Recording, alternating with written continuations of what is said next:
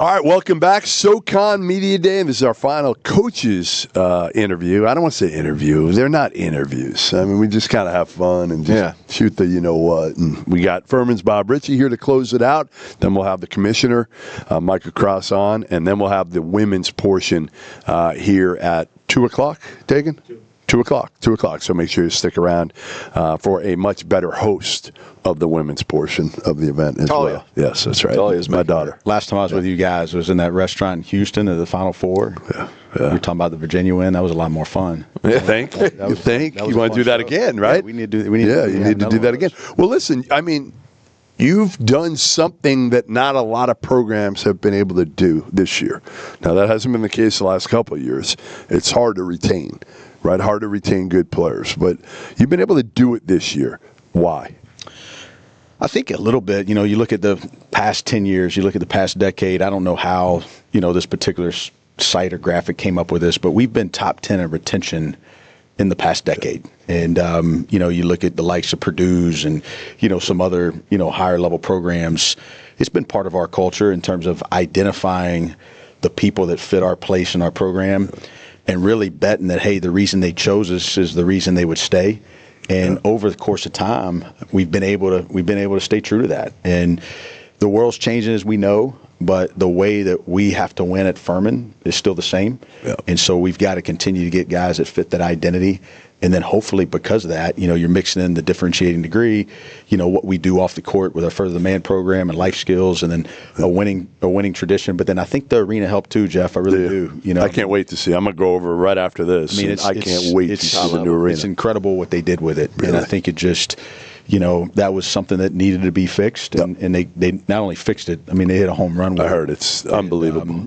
Just that group last year really came together. We lost 70% of our scoring and lost 2 players to high major programs and, lost a ton of scoring. And then that team came together and won 25 games and had a chance to win the tournament. And I think that really spurred some of these guys to come back for some bigger roles this year. I think the big part, too, is, my son, he goes to Furman's basketball camp every summer. Yeah.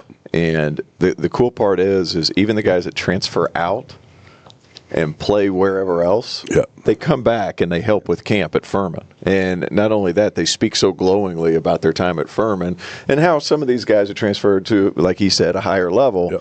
It seems good right away, but the culture that you've been able to implement there at Furman is just different.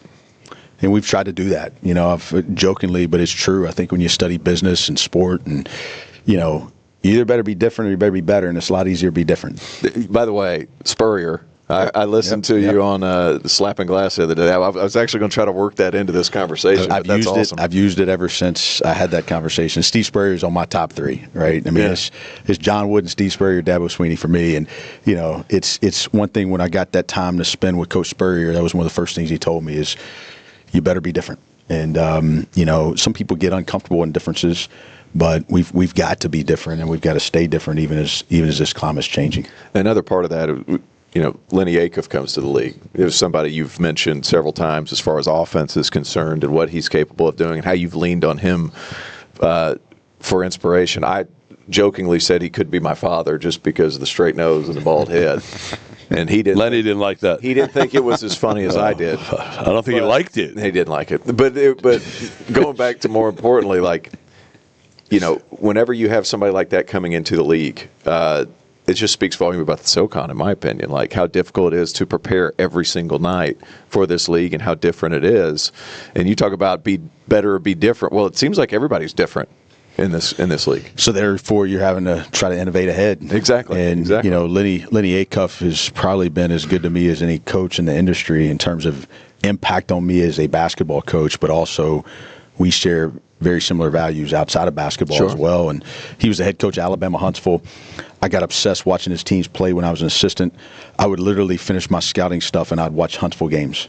Really? Assistant. Oh yeah. I mean, it was like Princeton with tempo. And so I didn't like the rigidness of Princeton. Right? I wanted to, but then all of a sudden, like they're getting the ball out and they're running, they're flying down the court, and then they're mixing in these concepts. And I was like, you know what? If I ever get a shot, that's how I want to play. And so when I was an assistant at Furman under Nico, we were running Brad Underwood's offense. That what they used to run, just the spread or whatever they called it, right off the high post. And we averaged about 67 points a game. And very good defensively, had a good culture, starting to build that base and foundation. And I thought for us to take it to the next level, we had to start scoring more. Sure. And so I called Lenny when I got the job, and I said, "Hey, look, I'll come to Huntsville." Like he said, "You know what? I'm gonna come to you. You know, I've coached for a long time. That checks out. I want to help you." He came to Greenville for like 2 whole days. We sat in our old conference room, and This was like early. This was 2017. I hadn't coached a game yet. Wow. So I got 4 returning players back, and I was 33. I was the 7th youngest head coach in the country, and I'm trying to figure out, like, do I want to keep doing what we're doing, or do I want to try to be different? And I didn't know it, but I loved it, and I'd studied it enough to where I was starting to figure some of it out, and he was gracious enough to come up to Greenville. And so we went to it, and then I think we scored 80 that first year. And then we got to COVID, and Nico calls me and says, "Hey, you got to teach me this stuff." And then they started running to Colorado State. And so what's been fun about it is it's created kind of, you know, we all kind of play similarly, and then you're all talking. And so now, you know, Nico's going to do it at Minnesota. They've been doing it at Colorado State. We've done it. Dan Earl plays very similar. Mm-hmm. Now you got Lenny in the league. So the competitive piece for me, and what's been fun, you know, last year we were 12-1 in the non-league. And then we get the league, and scouting starts being a little specific with some of our personnel, and they start putting a couple guys in the paint, and it made us a little harder to score. And so it was literally in February I started innovating, and we started doing a little bit more off-the-ball stuff. And so this whole offseason we've been trying to still look like Furman per se, but we're trying to innovate in some areas to where we don't look like everybody else. How hard is that to cannonball into? Because a lot of times, you know, coaches are like, well, we're going to do this, we're going to do this. It lasts a game and a half, and the guy's like, well, I got to go back to what I'm comfortable to do. Well, last year, so we had a little dip, like late January, because people, like I said, they literally started painting 3 guys. And so at first you change personnel, and then you realize, well, that didn't work. So we got to go back with the people that had us at 12-1, and then we got to schematically change. And so we started flaring and pinning, and we look like Bobby Knight, ball in the middle third, two pair motions, you know, and it had success. Like, it all of a sudden, if you're not going to guard these guys, we're going to screen with them. And so we just said, hey, look, we got 2 great shooters. We got a quarterback at Bend that they're going to play off of, and then we're going to have 2 big-time screeners, and we're just going to go play. And so we've been able to, now that we get to the offseason, it's like, okay, how do we merge this, you know, and how do we play with tempo? Our fastest team has been our best team. Really? Yeah, our 22-23 team was our fastest team. It's been our best team. We recruited some guys. They're younger, but they're very dynamic. And so we're trying to mix in, you know, we want to play fast. We want to still look like conceptual, but then can we mix in to where we're not just all ball screens and handoffs? Can we mix in some off-the-ball stuff? Cooper. Yep. You know, I remember in the Bahamas, you telling me, before he'd ever played a game, you're like, just watch this kid. It's probably not going to happen this year. Yeah. It may not completely happen his sophomore year, but this kid is going to be a stud at some point. Is this the year? Is this the year that he goes from being an upside, a little bit raw, to being a dude? I think that, like, you know, I've had to, you know, in sport you see this. We always had the benefit of going after football, right? And I do think, not a lot of people talk about this, but I think some of the players that are blasted in the media for not performing at the standard that people think, hey, expectations are now higher, right? Like there's more money in this. Sure. Like, people don't want to say it, but like, with increased expectation, the further it gets away from reality, the more unhappiness really sets in. And we're seeing that in our world right now. With Cooper, the best thing about Cooper is he works every single day, he shows up every single day. And what I want to make sure is there's a healthy expectation to understand we've been top 10 in retention, but also we've been analytically top 10 in development. And so what I want him to understand is last year you were 8-4 in the SoCon. Yep. You can't let the noise of this think that, hey, you've got to go be 18-8, right? Because that's going to create a lot of pressure where we've just got to focus on winning the day, go out there and play as hard as you can, let yourself, like, grow into that and understand. Like, you go back and look at Jalen Slauson. Jalen Slauson was 19 points as a freshman. Okay, 31 fouls. I tell him that all the 19 time. points total. 19 total points as a freshman. That's crazy. Becomes a draft pick. He's with the Pacers right now, and it was a progression. And I think right now with all the outside noise, people forget about that. Like, he's just going to be a junior. Yep. So let's say he goes from 8-4 to 13-7. Is that a good year? Yeah, hell it's a great yeah. year. And so let's say you keep developing, and now you go to 17-8, Yep. and you have a chance to win the league. Well, now all your dreams are in front of you. Absolutely. But I think in this climate right now, it's like, is he that type of kid that can understand? Yes, he seems like the type of kid that is not going to be bothered by the noise. he totally gets it. His family totally gets it. They're A-plus people. And now we have his brother in the program. Yeah, that helps. Like, his family, they're awesome people. And he's just a joy to coach. And you know what? He works at it so hard. There's no cap on his development. There really isn't. Yeah. I just want him to, like, hey, enjoy the journey of this. Don't let all the noise become a burden on this. Yeah. Just keep getting better. And then, man, you're going to look back on this thing. I asked him this summer, I said, hey, if somebody told you right now, 2 years ago, coming to Furman, that you would be all league as a junior and you would be in this spot to where you're getting this many touches, and would you have believed it? And he said, no. Really?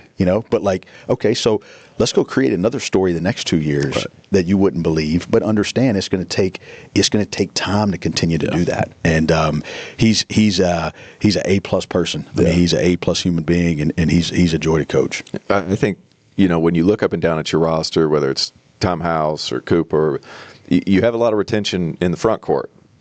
You have some real talent in the back court, but it's young talent. Are they going to be able to use some of those older guys on the wings as crutches? Because I think the first month of the season, even though they are very talented, they're going to have to adjust a little bit. Being able to use some of those older guys as crutches might help things. They're going to have to, and it's one of those things where the quicker you get to a clarity on what your roster is going to look like in today's climate, I think the better chance you have. And the reality for us is we do have some really good returners. There's no doubt about it. I mean, we've moved Charles Johnson into that 4 slot where Garrett and Slaw were, and he's way more comfortable there. Can really shoot it, can really space the floor. The point guard spot's the biggest question mark for us, right? Like, if you just look at it on paper, it's like you lose PJ and Nick. So Nick was the 2, but he backed up PJ, and they were both all-league guys. So where does that stand? So basically for us, the last 2 all-conference point guards we've had, we've moved from 2 guards to point guard. So we were like, hey, let's try it again. So we as soon as the season was over, we took Ed Bronson and we said, hey, we're going to move you to point. Yep. And then we signed some really dynamic guards. They're just young. Yep. And so Alex Wilkins is going to play a lot for us. Is he going to start? Is he going to come off the bench? Like, that's a little bit still to be determined. But he's a 6'5" point guard. And he is fast, and he plays the game like I personally like the game to be played, but he's young. And we also signed the Mr. Basketball in the state of South Carolina last year. It's been a huge adjustment for him. I give him a hard time. A lot of tools, though. Man, a lot of tools. But I tell you what, like, I'm not sure he knew what a pivot was, but he's starting to figure it out. And like, as he's figuring it out, it's starting to, like, the last 3 days, it's been like, whoa, where'd this come from? So high upside guy. Oh, through the roof. And so you got multiple options here. We got our young talent. Yep. The best thing we have going for us is we have a high ceiling, right? Like, we're going to have to grow into some things. Our non-conference schedule is going to be pretty hard, which we like. But we're going to have a couple guys. We're going to have 3 freshmen in the top 10. And so then, but that other 7 is experienced enough to be able to kind of not have to do too much. That's right. The trick's going to be, can we merge the old and the new and get everything aligned and get everything working as one? And that's what our best teams have been able to do, right? Just get to play as one, and that's going to be the trick for us. I can't wait. November 3rd. No. I cannot wait. It's going to be fun. Great game. 6:30. Rock Hill. You guys against High Point. High Point might have the highest. They might have the highest NIL of any one-bid league team in the country. What you want to guess that? No, number? I'm not going to guess. I'm not doing that on the air. You're not getting me. Look at Bob getting me, flipping it on me, and getting me to kind of sweat it out a little bit. I'm not guessing. I figured I had to throw. No, I can't do that. But at least you did. You did let everybody know. Yeah, they're gonna have money. But you know what? Like, we're going to find out a lot about ourselves early. You know, Nate was nice enough to come open Timmons, so Alabama's coming to Timmons Arena. That's awesome. October 26th. How great Are is you guys that? televising that? Are you guys going to put it out? So they're going to do like regional next star. Are they? So you guys come on up, man. We'll set you up a spot right there. I think I'm going to be, listen, What day I is would it? love to. Sunday, Yeah, 3 o'clock. you know where I'm going to be? Where are you going to be? I'm celebrating my anniversary, which is November 4th. It's way more in important. Miami on Terrible. October It's a 26th. terrible excuse. No. I'm maybe smart. maybe we can do a reunion with the crew that called the buzzer beater receiving that You ball. guys should. You know, like Yeah, get Fanta down get here. Fanta down here. Well, I don't but, know. He's but pretty we've got busy, too. Alabama at home, Yep. which is already sold out, and then We we got another good one. Then we got High Point on Yep. the neutral, and then Yeah. we're bringing Troy. Troy's the Oh, yeah. first regular season game, so you're going Alabama and 2 tournament teams last great. year, and so we're going to find out a lot early, and it's gonna be fun. So is it true? I know your relationship with Dabo, but is it so you're a South Carolina fan, but you're a huge Clemson guy because who do you like? South Carolina plays Clemson. So I didn't. Who do you think pull I for? didn't think you would catch that, but you're really Yeah, smart, like- Jeff. So Spurrier, Dabo. How can both those guys? be in the top Correct. 3? You can't. So It's like rooting for the Red Sox and the Yankees. That's right. That's right. I've gotten to the point when I was a kid. I grew up in Columbia, so it was like South Carolina. Yeah. You have to pick one. Right. And I remember I'm so competitive when I'd hear these people. Like my dad was like this. My dad was a doctor, and you'd always say, and he's like, I pull for both. And I'd be like, how? Like you're not alled to do that, T.O. Yeah, that's not it. Well, then my father-in-law, when I met Jessica, we met in college. My wife, and I went to. He was watching football one day, and he was a successful business guy. And I said, "Who do you pull for? Which one?" He said, "I'll pull for both. They're the 2 in-state teams." And so before I ever coached a game, the way So this all wrong. started, Jordan Sorrells is the GM for Clemson football. Bought Jordan, my old house, by the way. yep, Jordan played football at Furman. Okay. And so in the old building, the football offices were across from the basketball offices when I first got there as an assistant. Mm-hmm. Jordan and I got really close. He was the ops guy for the football team. He goes and works for Dabo. So before I ever coached a game, Jordan arranged for me to be able to come out there. And Dabo was gracious enough that night. We were sitting there on the field, and we were talking, and his SID came up to him, and he said, "Hey, you have media." And he was like, "I got media tonight?" And he looked over at me, and he goes, "Come on." So he takes me to his media pool. I hadn't coached a game yet. And he's like, "Hey, we got the new Furman basketball coach here. He's got to get used to this. Y'all hit him with a couple questions." Well, I'm looking at my phone that night, and my South Carolina friends are like texting me, like, "What in the world is going on?" What are you So doing? what I've told everybody is, listen, this is completely professional, right? This is when you get. He helped me. This is completely professional, and but you know what's ironic is I've actually got to know Shane a little bit as well. I love him. And Shane is incredible. He's a huge college hoops guy. Huge college Huge. guy. Yeah, we'll play not even like a tournament game. We'll play a home game. He knows. And he'll see the score and he'll text me and say, "Hey man, great game, whatever." And that's what people don't understand. Like we're human. We're all human. Yep. We're all in this thing trying to figure it all out. And you can see in the world right now, like this stuff's hard. This stuff's difficult. And I think a lot of times people forget. You want to coaches are smile, human. have fun, That's right. have good That's right. relationships with people, That's right. right? That's right. We went to our first South Carolina football game this past weekend. Pretty cool, Me and a isn't buddy. Wow. I didn't text Beamer before because they lost 2 in a row. Yep. So I was like, I'm not bothering this dude now, Probably but wouldn't either. Huh? I'm gonna tell you with Shane. I mean, I was telling my friends the other day. I mean, it's hard. One thing you can see in his tenure, his teams always get better. Yeah. Like Yep. his teams always are playing great late. Yeah. And Shane does it the right way. Yeah. I mean, we're blessed in this state to have 2 great football coaches that do it the right way. No doubt. And but it is kind of funny how that's all kind of worked out. Unreal. All right. Well, listen, great seeing you. I'm gonna run over when we're done here. Practice. What time do I get to get over there? Get over there around 3:45. Okay. We'll have team meeting and all that. But you're going to be. I don't want to ruin it for you. Yeah, But the yeah. arena. I'm gonna get over early, get a little tour beforehand. What Jason Donnelly did, I mean, one of the best he's ADs in the legend, country. man. Really good. In our administration, our president, Elizabeth Davis, and, our board. I mean, to be able to take something that was designed that poorly and to turn it into something where when you come in there today, you're going to be like, hold up, this looks like it was all designed for this. And it's mid-major size, with high major amenities. It's awesome. And it's 10 suites. That's what you want. Perfect. We've got 80 courtside seats. They have their own courtside club in the end zone there. You have another little, like almost like a sports bar that's on the concourse. I mean, So they still got the beer garden down there on the it's end. official. A little bit. No. It's not. It's They had not a like beer garden down there. But now it's on the concourse. So the concourse wraps 360, and so when you walk on the other side of the concourse, they have an elevated, like it's like a sports bar. 3 huge TVs. They're gonna have food. They got the circle tables, and then you still have sight lines. Nice. And so it's a really like It better not be too entertaining, man. We got to get the guys down to the floor. The modernization of it is really, really neat. And, the old front of it, you didn't even know you're coming to an arena, right? And now they've got, huge glass front. I haven't been over there since. You're going to be shocked. Yeah, I got to go come check it out. All right. There you have it. Furman coach Bob Richey joining us here on the SoCon Media Day. We'll be right back, and we're going to have SoCon Commissioner Michael Krause, who I had a chance to catch up with earlier in the week. And then, again, stay tuned, 2 o'clock. The women's portion of the Media Day hosted by none other than my daughter, Talia.